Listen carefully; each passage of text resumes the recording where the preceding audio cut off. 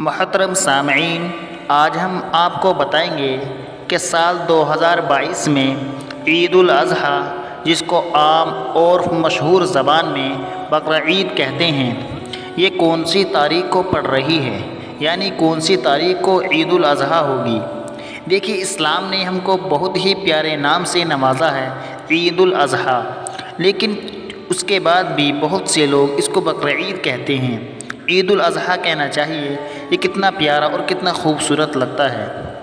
دیکھیے، عید الاضحیٰ عید الفطر کی طرح نہیں منائی جاتی، یعنی عید الاضحیٰ کا چاند عید الفطر کی طرح ایک دن پہلے دکھائی نہیں دیتا، بلکہ عید الاضحیٰ کا چاند 10 دن پہلے دکھائی دے جاتا ہے، جو اصل میں ذی الحجہ کے مہینے کا چاند ہوتا ہے۔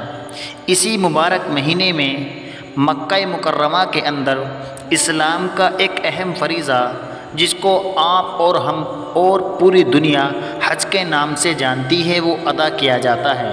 یہ بقرعید یعنی عید الاضحیٰ سے ایک دن پہلے ادا کیا جاتا ہے۔ اس کے اگلے ہی دن عید الاضحیٰ منائی جاتی ہے۔ تو ہمارے ہندوستان میں عید الاضحیٰ انشاءاللہ تعالی 10 جولائی بروز اتوار یا 11 جولائی بروز پیر کو ہوگی انشاءاللہ تعالی، کیونکہ اسلامی تہوار کا دار و مدار چاند کی تاریخ پر ہوتا ہے، اور چاند کا مہینہ کبھی تو 29 کا ہوتا ہے اور کبھی 30 کا ہوتا ہے۔